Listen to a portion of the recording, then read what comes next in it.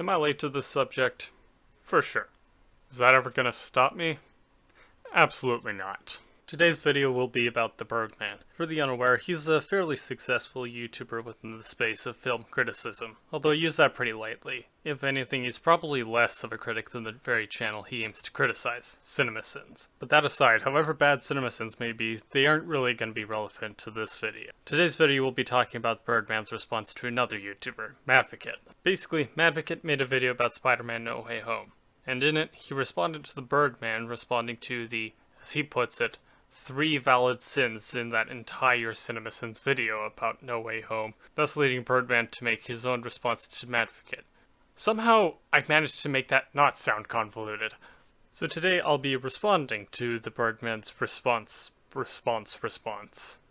And needless to say, it was awful. Not only that, it was also infuriating. Because here's the thing. Within the sphere of film YouTubers, Madvocate is without doubt my favorite rising star. And this video not only had terrible arguments on its own, but you even misrepresent Madvocate to such a degree that it borders on malicious. So, what's the first point the Bird makes? Doctor Strange is the worst part about this movie. Not just his character, but the magic that comes with him. What do you mean magic inconsistencies? There are no rules when it comes to magic. It's fucking magic. Please block me if this is a hill you will die on. Yeah, I saw you chuckle fucks on my WandaVision video. You just know for a fact that people who say this have their own limits on how magic should operate despite declaring it's allowed to be as inconsistent as the writers want it to be. I'm the most famous person in the world, I know. Oh, so word made it to the Sanctum Sanctorum. That's... Wait, was that it? You didn't justify why magic should have hardline rules, nor how you would implement them in any reasonable way. Now to play devil's advocate for it, I'm sorry. At worst, Matt just assumed that people would understand the points in favor of his argument, or already agree, or I don't know, some shit like that. But I think the more reasonable interpretation of this is that he just didn't consider going in depth to be relevant to the video as a whole. Magic is not real, therefore it could never adhere to rules in the first place. Any rules you place on magic is due to the writers, which contradicts your argument against writers using magic how they see fit. I mean, like, do you not hear yourself? Writers implementing rules is writers using magic how they see fit. Go back to what he actually says. Keyword, inconsistent. Writers are allowed to use magic at their leisure. The issue that Madvocate is highlighting is when writers contradict established rules for magic just to serve the purpose of the narrative. But then to further your position, you make a really weird example. Take J.K. Rowling's Harry Potter universe for just a quick second. At first, the rule was Accio, the summoning charm, doesn't work on living creatures. This rule was later broken a few times, but the point is there was a rule. Why was there a rule? It served a narrative purpose. I don't think you realized this, but you just ended up providing strong evidence to support Madvocate's position that magic should adhere to rules. Because pointing out that Accio at certain points was used to summon living creatures, you yourself highlight a massive plot hole in the story of Harry Potter. And that existing plot hole is probably exactly why it was an established rule that it could only summon inanimate objects. Oh, and by the way... But it makes no sense for it not to work on living creatures because it's magic. Why is there a limitation on magic? What physics is causing it to not work on living creatures? I swear, this sentiment is built on fucking leaves. The whole idea that we can never understand how magic works in a fictional world is no fucking excuse for the writers to make it inconsistent. What people like you don't actually seem to realize is that within the fictional universe, it would be understood as a science. In fact, now that I think about it, I'm pretty sure Ruby addresses this pretty well, and it was in Season 4, so fuck me. Remember that conversation between Crow and I think it was Yang? I don't fucking remember. Where Crow's asking Yang if she believed in magic, and she said no. Now to us, that doesn't seem right. After all, they're in a world where there is absolutely magic. There's no doubt about that. But to them, that isn't magic. And I find that such an interesting idea. To them, it isn't magic. It's normal. And I find it so interesting that the writers actually acknowledge that. In fact, to give a reverse example, Xenoblade Chronicles 3, don't worry, I won't give any major spoilers, does a great job with toying around with the idea of fictional characters reacting to things that are mundane to us but unheard of to them. Dr. Strange gets into the spell before even consulting Peter how it will work or asking any questions. He doesn't even ask, are you sure you want the people closest to you to forget you? Sorcery should have more considerations and barriers. Holy shit, CinemaSin's actually making a very valid criticism. And here's where I will disagree with you, and by extension everyone that's been trying to make this point on the internet. What you and people like you have been doing with this scene and the plot as a whole is applying an out-of-universe criticism to an in-universe character. There is no doubt that Strange and Peter are making a mistake here, but those mistakes are on purpose. They are a part of the plot and characterization of these characters. Strange has literally been characterized as a person who constantly makes mistakes with magic. His first film had him playing around with the time gem, and as a result, Mordo became a villain. In Infinity War, he chose not to destroy the gem or avoid conflict, which led to Thanos winning. This is who he is. He consistently makes questionable decisions and pays for it later. What? What the hell is happening? These are your examples? Yeah, I guess it's easier to convince people when you simplify the ending of Doctor Strange to him playing around with the time gem. Well, that's a weird thing to point out, my usage of the word playing. I mean, I would call this playing.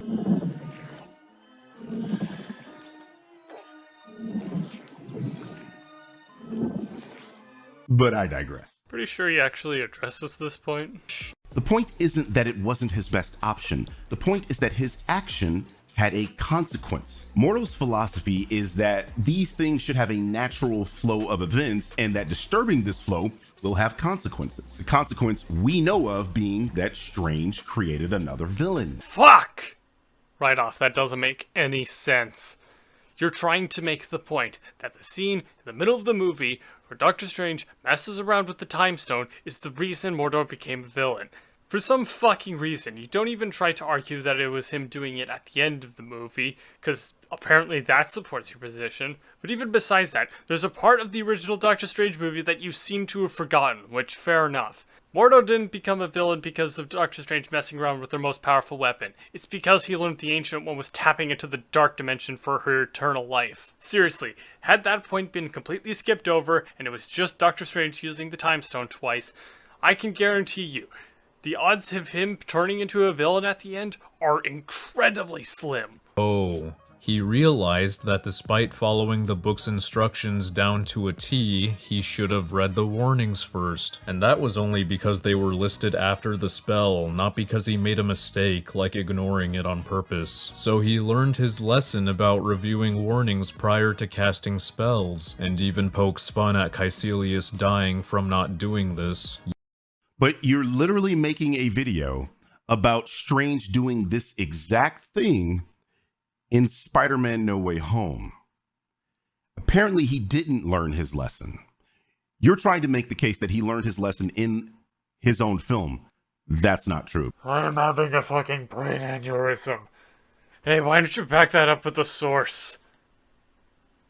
Actually, on second thought, that may not be a good idea. As for Infinity War, not destroying the gem wasn't a questionable decision. It's his duty as a sorcerer to protect their most valuable weapon at all costs. And if you want to parade this scene around as an example of Strange making a questionable decision that led to Thanos winning, then sure, we all thought that in 2018. But now in hindsight, we know that surrendering the stone in exchange for Tony's life was, again, the only choice Strange had if he wanted a chance at undoing the blip and killing Thanos.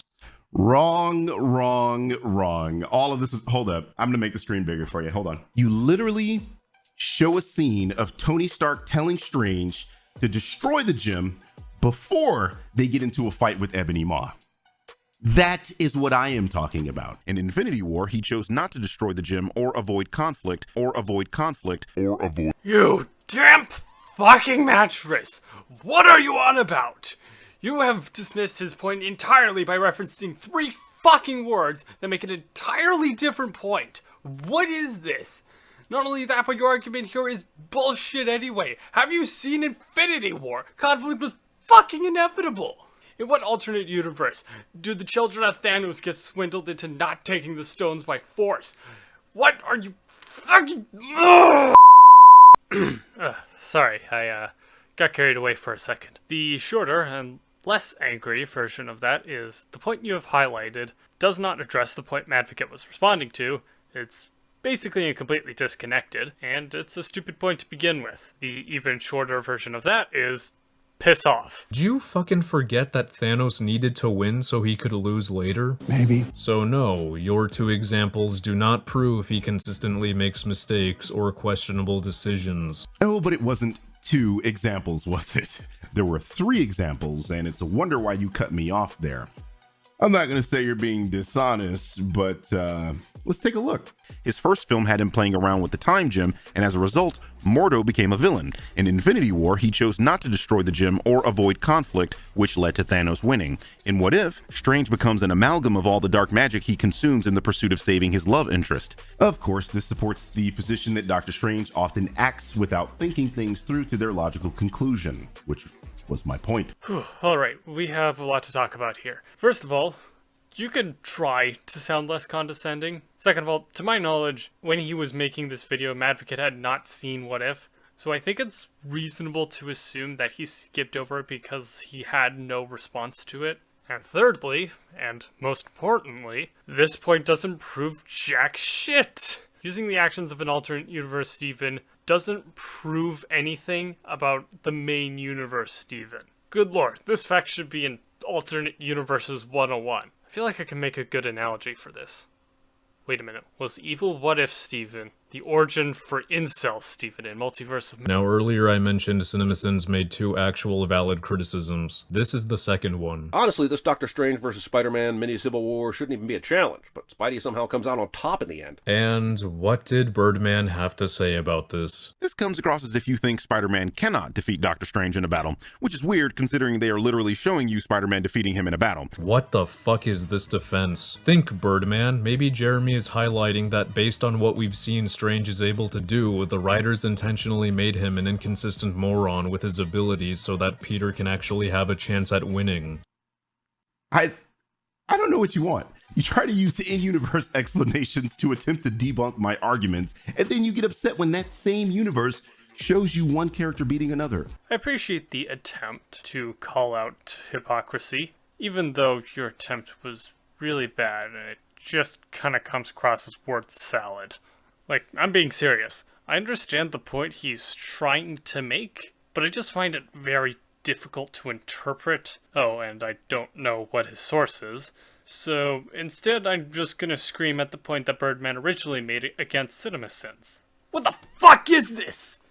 That's it. Spider-Man is simply too fast for Strange and has precognition. This was shown at the end of the film when Goblin tried to kill Strange, and basically all the Spider-Men reacted before Strange could even think. And hilariously, you referenced the shot where Strange doesn't actually see the attack because he's focused on the box. 2 Spider-Men do nothing but stare. You gotta love this guy's logic. He's saying, in this scene, that Strange doesn't see the attack because he's focused on the box.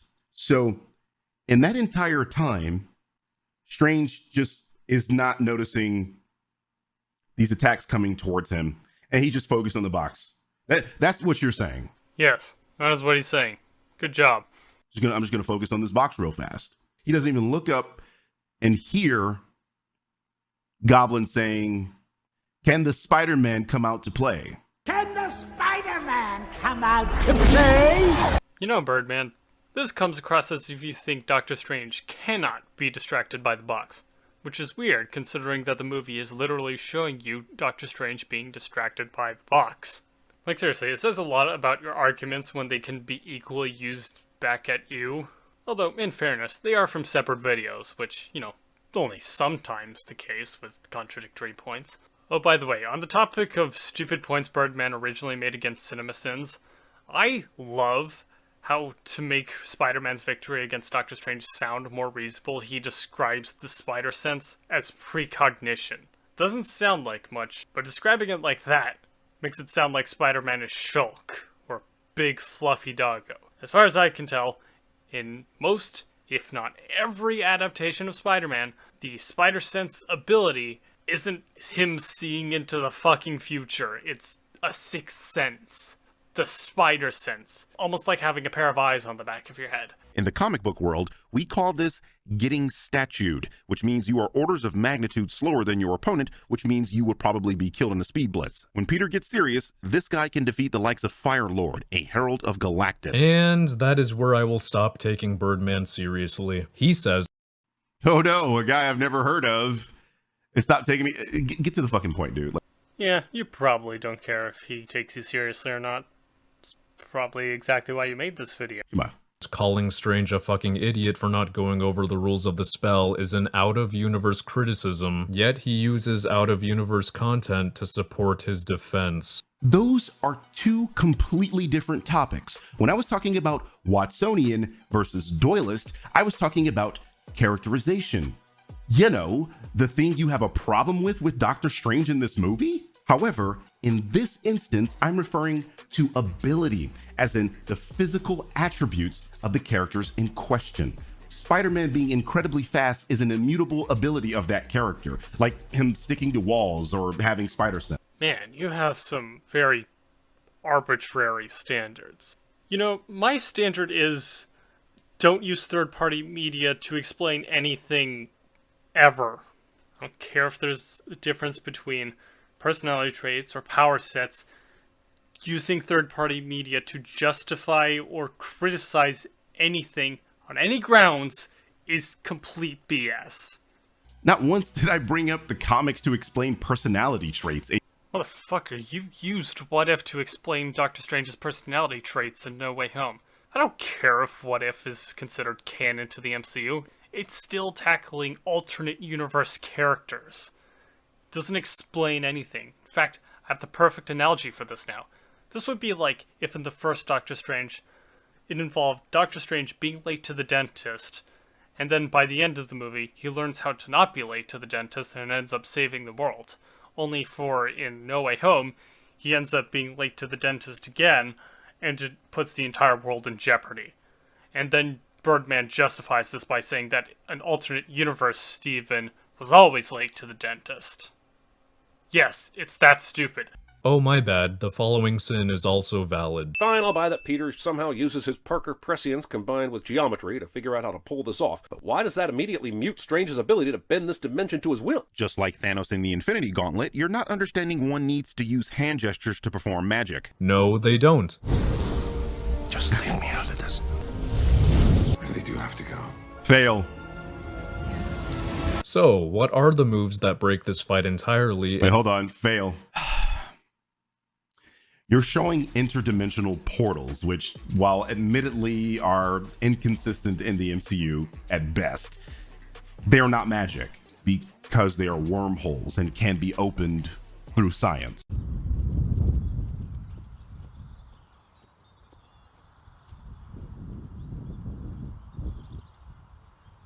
What? However, Jeremy was not talking about these portals. You literally play him saying, bend this dimension to his will, meaning he's referring to the mirror dimension. You know, I was gonna do what I did before, where I used Birdman's logic back at him to show how contradictory he's being. Like, hey, why are you getting so hung up on rules of magic? What fucking constitutes as magic? But what's even the point of doing that? So, what are the moves that break this fight entirely and disprove the Birdman's defenses? Whoa! Oh, wait. Yes, you saw that correctly. Strange doesn't need to manually take away the box from Peter. Listen, like, you can't be serious. He literally shows Strange using magic gestures with his hands when you're actually seeing instances of magic. Way to dodge this point, you fucking Funko Pop. Madvocate had moved on from the point about the hand gestures not being used to make spells happen.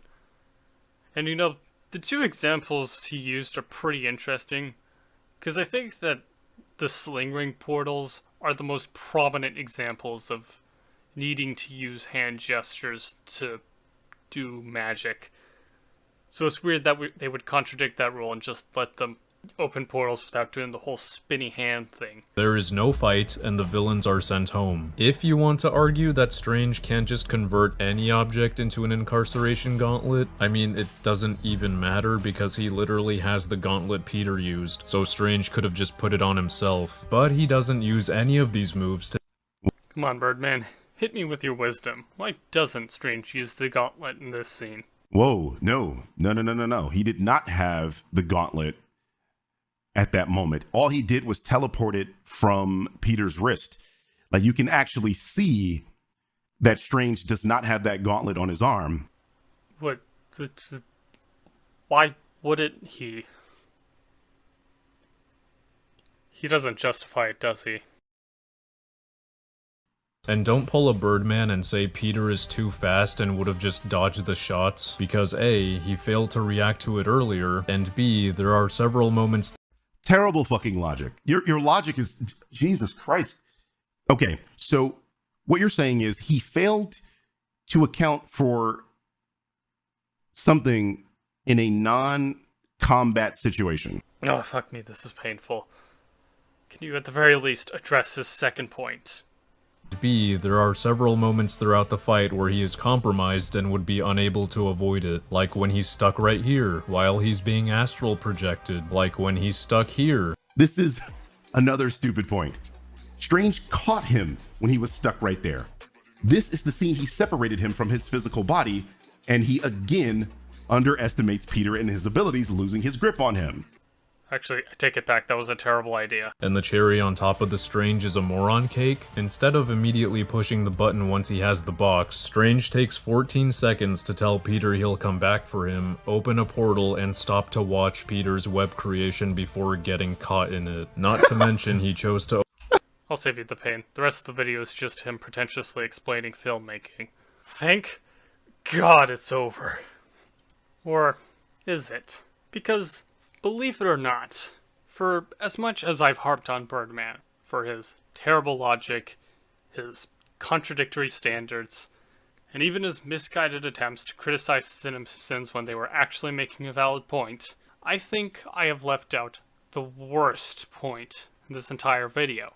Remember when I said Birdman misrepresented Madvocate to such a degree that it bordered on malicious? Well— Also, I'm confused now. When you say there is no doubt Strange and Peter are making a mistake, it kind of makes it seem like CinemaSins' criticism is that Strange performing a spell at all to help Peter is the mistake. But it's not. It's that he doesn't fucking say anything that would prompt Peter to set certain parameters before and just jumps into it despite not being in a hurry. Yeah, I bet you are confused. Forget the dick sucking you're doing for CinemaSins right now. right there. The worst part about this video. I could rip into whatever logic and reasoning he's using to make this claim in the first place, even though it's pretty clear that all he's going off of is guilt by association. But, you know, you wouldn't know this from watching his video alone. But there is a clip from Madvocate's video that completely disproves this idea. And because I actually care, I'll play it right now to make sure that the Birdman doesn't miss it this time. And just to be crystal clear, CinemaSins' No Way Home video is dog shit, as expected. I wonder what he thinks of CinemaSins as a whole. Dick sucking. This would be so unbelievably hard to miss. That Birdman is either ignorant, he's stupid, or he's lying. And, you know, maybe it's just me, but I'm leaning towards option 3. Because, here's the thing. If Birdman actually knew that Madvocate had said this, then his point about Madvocate just dick-sucking CinemaSins, well, it's completely invalid. And Birdman would probably have to cut out the part where he's claiming that Madvocate is dick-sucking CinemaSins. So, why did it end up being the other way around? Why did he cut out Madvocate saying that CinemaSins is awful, keep in that Madvocate is dick-sucking CinemaSins? Well, Birdman's entire channel revolves around criticizing CinemaSins. I have reason to believe that this was a deliberate effort to keep his audience on his side. Anyone who knows Madvocate or has seen that particular video would know 100% that it's a completely nonsense claim. And if I'm being extremely charitable, I am willing to believe that Birdman is just being ignorant and he doesn't actually know this about Madvocate. But there's just this part of my brain that's just telling me, no, there's no way he's this dumb. And, well, look at what it's done. This video has an overwhelmingly positive reception. My evidence isn't exactly the strongest, but I do believe this was a deliberate effort. And, well, if that's the case, and even if that's not the case, I have no reason to take Birdman seriously on anything film-related. If this video is anything to go by, I wasn't interested in his content to begin with. If I'm being honest, a channel dedicated to criticizing CinemaSins is kinda less appealing than CinemaSins in and of itself. That might be a little harsh, but either way. I had no particular investment in you or your content before this video, but after this, I kinda hate you now. Sure, I don't know you personally, and that you're actually a really cool guy behind the camera, but at this point, I don't have any reason to believe that that is the case. I mean, sure, I don't have many reason to believe that the opposite is true, either. But just judging by the content you make, I don't have a good impression.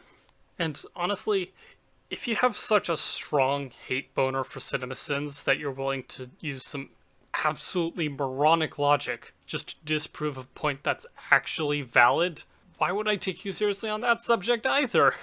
I mean, don't get me wrong, I agree, CinemaSins is an awful YouTube channel. I would not defend them, even on my deathbed. But if I'm being honest, if you're willing to go to these lengths to criticize them, then my advice, just get over it. Honestly, just get over it. CinemaSins has been criticized relentlessly for years and years and years, and not for the better. It's just a pointless effort. Just branch out into something else. I mean, as far as I can tell, you seem to be spending the majority of your time on Twitch streams, as with most YouTubers. And if you are watching this and responding to this on stream right now, well, if this is enough to warrant a response, please upload it to YouTube. I don't fucking use Twitch. But, you know, it's only if you take me seriously. So, moral of the story, fuck Birdman, fuck CinemaSins, go subscribe to Madvocate. And just like that, I'll be dismissed for being a fanboy. But either way, that'll be it for me. As always, remember to lick and scribble, and leave a comment about what bird you think has the best voice. Until next time.